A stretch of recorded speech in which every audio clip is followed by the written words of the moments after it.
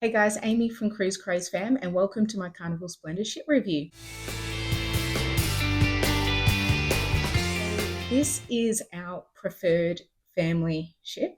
We went on her 4 times last year, and we have two booked for later this year on her. The reason we like her, we do love Carnival. We find that works best for our family, but she's also the only Carnival Splendor ship that we have here in Australia that has the water slides and the water parks and stuff that our kids really enjoy. Now that's interesting because that brings me to P&O just announced that they will be absorbed by Carnival. So soon we're to see two more Carnival ships that will be here year round. So there'll be three, three total ships year round. But anyway, so I'll give you a bit of a backstory on the Carnival Splendor. So she was built and launched in 2007 with the maiden voyage being 2nd of July 2008. Carnival Splendor is the only Concordia-class ship in the Carnival fleet, as she was transferred from her sister cruise line, Costa Cruise Line, during construction. So she is unlike any other ship in the Carnival fleet. She weighs 113,000 tonnes. She has 13 decks, 290 metres long, and holds 3,012 passengers, or at double occupancy, she holds 3,734 passengers and 1,150 crew. She is currently home ported from the Overseas Passenger Cruise Terminal in Sydney, Australia. Here in Australia, Splendor is a preferred Carnival ship for families due to extensive range of family activities compared to the other Carnival ship, the Carnival Luminosa, which was also transferred from the Costa Cruise Lines in 2022 after the pandemic. Carnival Splendor has two water parks, two water slides, and more extensive mini golf areas, which are definitely lacking on the Carnival Luminosa. We first sailed on the Carnival Splendor back in December 2022 for the New Year's cruise and stayed on for a back-to-back.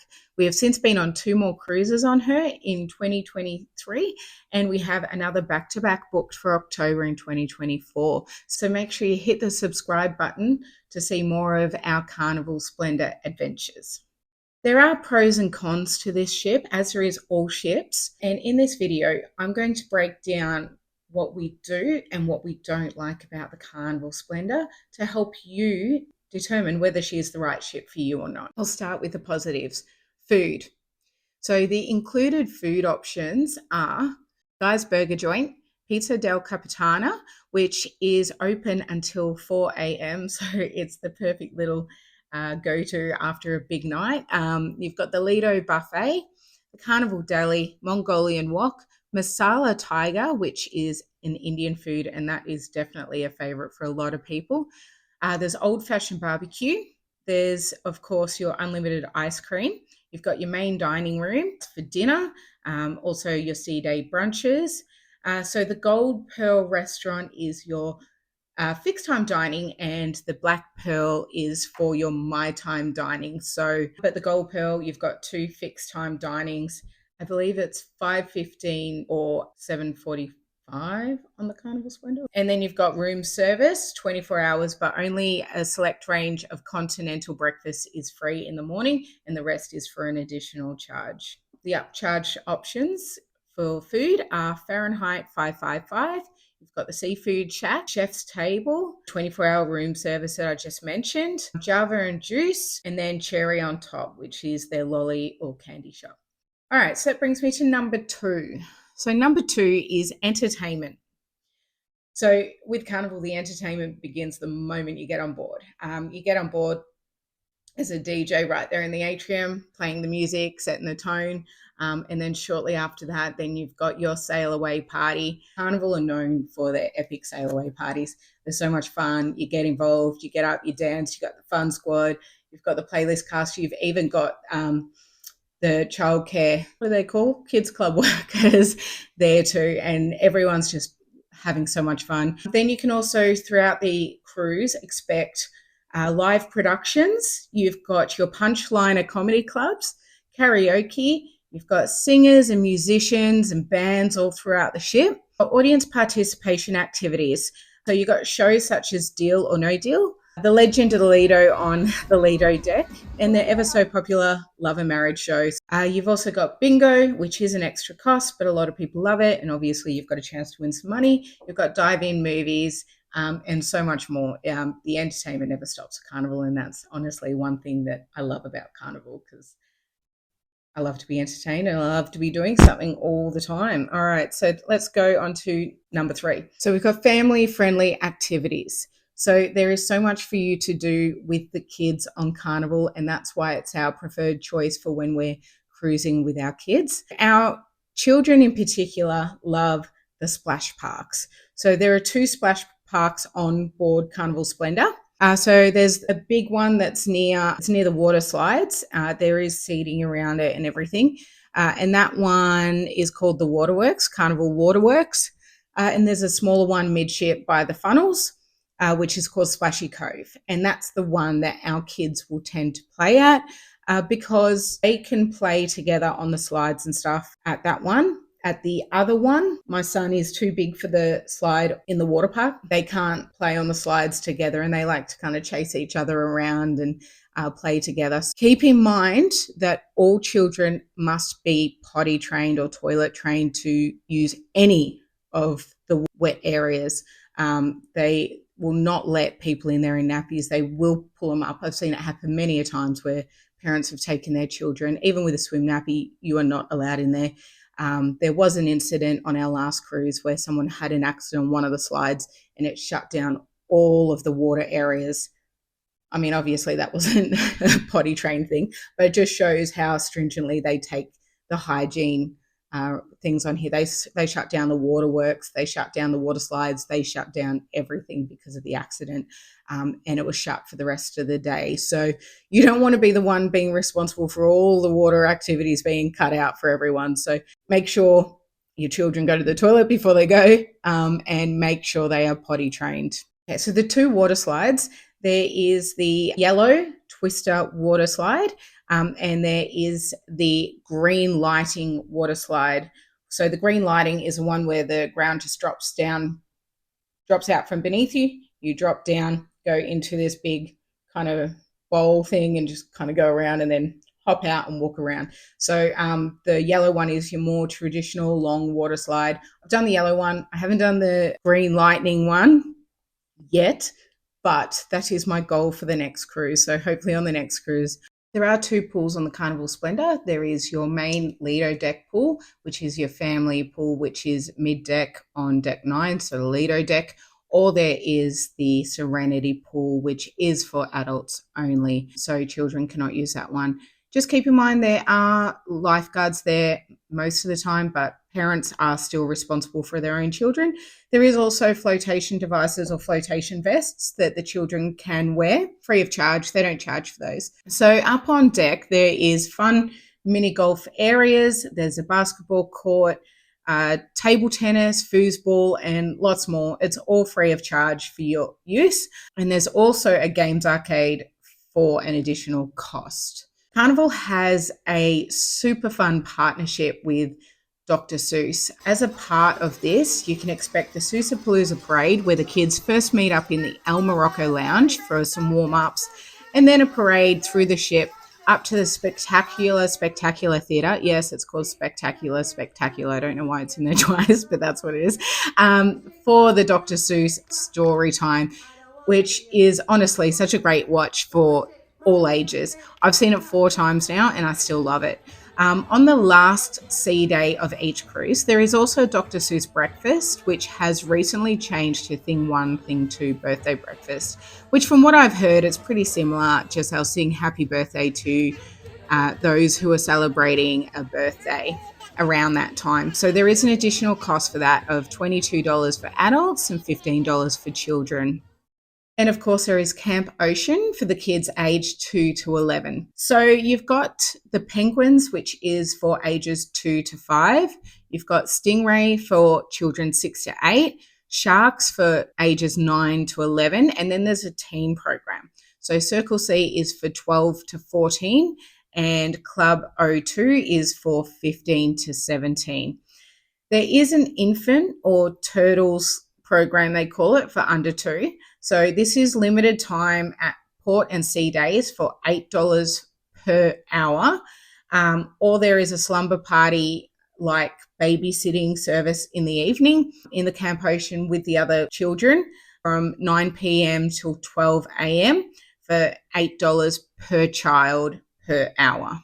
Okay, so the next thing is theme parties. I love the theme parties. I love getting dressed up and getting involved. So there are different theme parties depending on the length of your cruise. 3 to 4 day cruises, you have an elegant evening and an 80s rock and glow. On the 5 day cruises, you've got elegant evening and 80s rock and glow plus a superhero party. 6 and 7 day cruises, you have elegant evening, 80s rock and glow, silent white hot night, and superhero. And 8 days plus, you have elegant evening, you have 80s rock and glow, silent white hot night, superhero, and backyard bash. Backyard bash confuses a lot of people. They don't really know what it is. Backyard bash is probably a combination of like Aussie and just bogan. So people generally dress up in a flannelette shirt and jeans or something like that. But it's a lot of fun. If you've got an awesome mullet, make sure you go into the mullet competition. On some cruises, you'll also find a 90s or ABBA trivia night as well. These are just fun little events in the atrium. All right, so the last thing I'm going to mention for the pros is crew. Of course, crew is always going to be mentioned. They are amazing. So they work so hard. They are extremely accommodating and helpful. The room stewards work extremely hard and they're extremely efficient. If I've ever needed anything, I've just let them know and they resolve it really, really quickly. There have been times that I've had to alert them of small little maintenance issues, like we had a door that just, the latch wasn't quite working properly. And by the time we got back to our cabin, they'd already had someone come out and fix it. They are so efficient. If you need anything done, any additional coat hangers, I quite often need additional coat hangers. They'll bring them, extra pillows, blankets. They are on top of it and they're always so friendly. They always address you by name. So talking about crew, I'll also mention the cruise director and the fun squad. So cruise director on Carnival, I don't know how they do it. They are on the go all day long. They are so energetic. They are so vibrant. And the fun squad are there to help them out. And honestly, they set the tone for the entire cruise. They just bring the energy. They bring the fun. And that's why why Carnival's called the fun ships. They are there. So if you don't like loud and out there, if you want a nice, relaxing, peaceful cruise with no noise, Carnival's probably not the cruise for you. But if you want to go and have fun and get involved, definitely the cruise line for you. Not saying that you can't still relax. There's plenty of opportunities for you to chill and relax, but there is plenty of opportunities for you to go out and have fun too. Now, waiters, I'll mention the waiters too. So you usually have 3 waiters. So you've got your head waiter, and then they usually have an assistant, and then there's a waiter who will help you with your water and your drinks and that sort of stuff. They are always amazing. If you've got fixed time dining, you will have the same waiters throughout your entire cruise, and that's why we tend to do the fixed time dining. Plus, it's just easier for us with the family to know this is the time we're eating.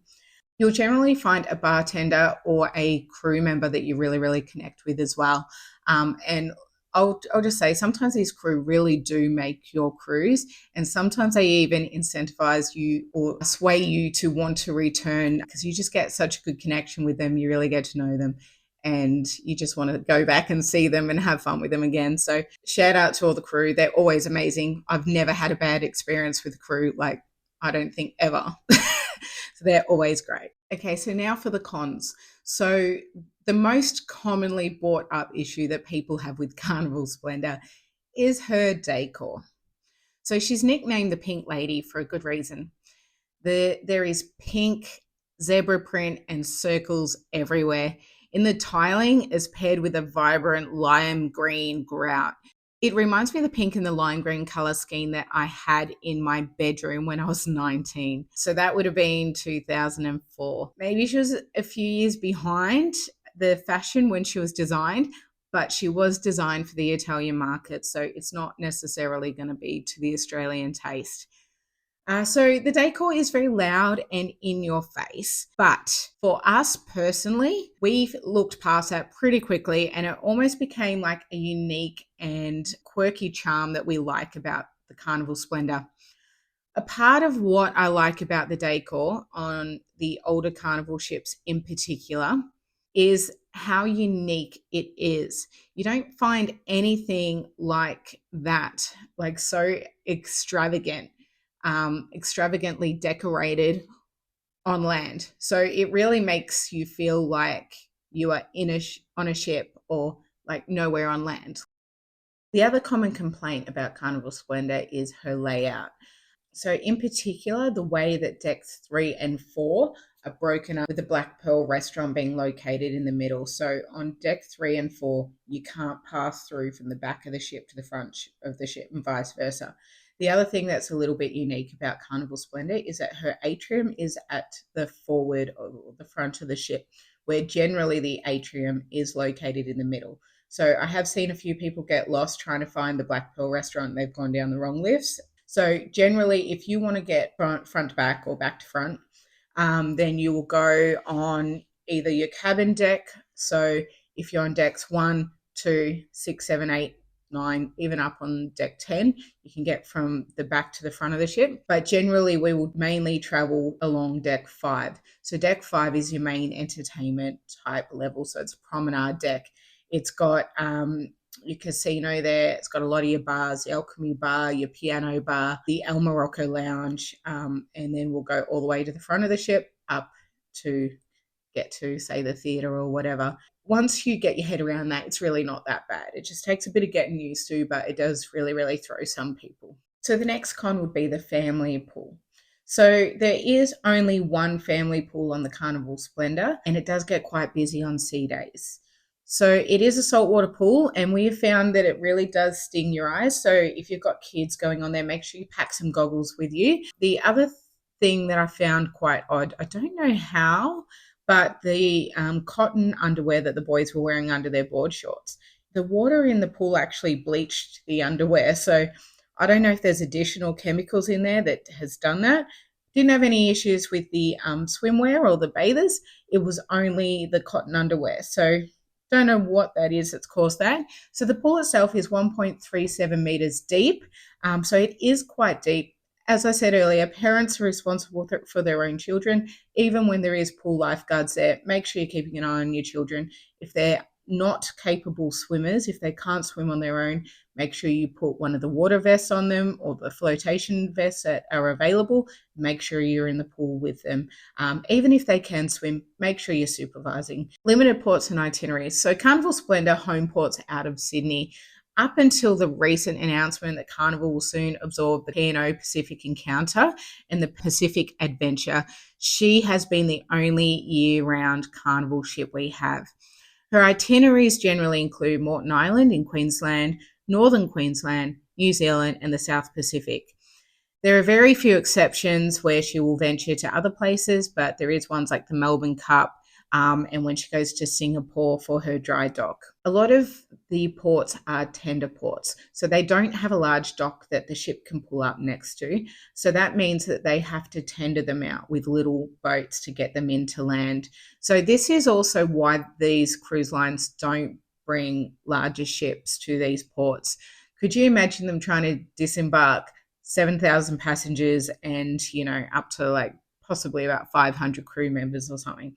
Imagine them trying to get that many people on little boats that hold maybe a couple of hundred people back and forth from the island or whatever. It's not going to happen. And I had a chat with one of the captains about it, and he said to me, yeah, the big ships, it just wouldn't work with the amount of tender ports that we've got. If you look at places like Cozumel in Mexico, where it's got 3 different cruise terminals, and it can hold up to 8 ships at a time. They're much better set up to take cruise ships than what we have in this area of the world. So I really think if we want to stop losing ships over here in Australia, we need to start building more cruise terminals. Our cruise ports, say like Melbourne Station Pier, where they keep increasing the taxes to the point that now they've scared the ships away. The ships don't see it being feasible anymore for them to come to those ports. So, you look at how much money they're making in the Caribbean from cruise ships, and the size and the effort that they put into the cruise terminals over there, they're just so much better up. So why would they send a ship down here to Australia when they've got it over there? So I really hope that our government get their act together. I think this is probably something I could talk about in another video, but the Australian government just don't get it. I worked on a cruise ship in 2005 that sailed to the Caribbean, and it's gotten so much bigger since then, but I've seen the tourism potential, the amount of money that could be made from cruise ships. But I don't know, Australia just don't get it. I don't know. Don't know if or when that'll change. Hopefully Clea work with the Australian government, and hopefully they start to get their act together, because we are bleeding cruise ships here right now. The last one is allergies. Now, you would have heard in some of my other videos, I have mentioned that this is one thing that does tend to drive me nuts. It is best that you alert the cruise line before you get on the ship that you do have an allergy. So you can do that by letting them know while you book it. You can call up and let them know, or you can email and let them know what your allergies are, so that they can be aware of it before you get on the ship. They will also ask in the dining room or when you go to dinner. So this also applies for other health or disability or mobility issues that you may have. It is best to alert them before you go, so that they can be prepared and make sure that they're set up for that. All right, so the reason I mention allergies is because I feel like the wait staff and the chefs aren't properly trained in allergies. They don't seem to understand what allergies are what. I don't have any issues with this when I'm on land, and funnily enough, with P&O, they were great with the allergies. They understood if I said I can't have dairy, they said, not a problem, you can eat this, that, or I can go check, and then they'll bring me a dairy-free option. It was so easy. But on Carnival, quite often when I say I can't have dairy, they'll bring me gluten-free. They'll bring me gluten-free bread. They'll bring gluten-free pasta. And I just don't understand, because they don't usually have dairy in them. For an example, my son wanted spaghetti one day. So all he needed was the spaghetti and the sauce with no cheese on top. They bought him gluten-free. He just want the same as what everyone else is having, just not with the cheese. So I don't know what it is that they're training them with, but I really do feel like they need additional training. There are times that they are great. On our 12-day cruise that we did last year, the first 10 days, they were great. We didn't have any issues with them bringing gluten-free or anything like that. And they understood the allergies. It went really, really smoothly. And then all of a sudden, on the last 2 days of the cruise is when they started bringing us gluten-free pasta, bread, and then the pancake incident at the Dr. Seuss breakfast. So I don't know what happened in that last few days, if they changed crew members or just the chef changed or what. I don't know what happened in that last 2 days, but something drastically changed with the food, and it really did dampen our experience in the dining room. So I'm hoping now that they're merging with P&O, that the training that they have for P&O might carry over to Carnival. I think it's unlikely, because Carnival's the larger corporation, or the larger, cruise line, because we're all under the Carnival Corporation. They're the larger cruise line. So I'm hoping that at least the crew can carry over some of that information when they go over to Carnival. Thank you for watching. This is just the first of my ship reviews that I'm working on at the moment. So make sure you subscribe if you want to see some more ships. We also have more Carnival Splendor vlogs coming out, and then we're going back on her in October, so you can expect a ship tour when I go back on. I only just started this channel this year, so I haven't done a ship tour, even though I've been on there 4 times, but it'll make it really easy when I do the ship tour, I guess. So make sure you subscribe so that you're notified when my videos come out. And again, thank you for watching, and we'll catch you in the next one.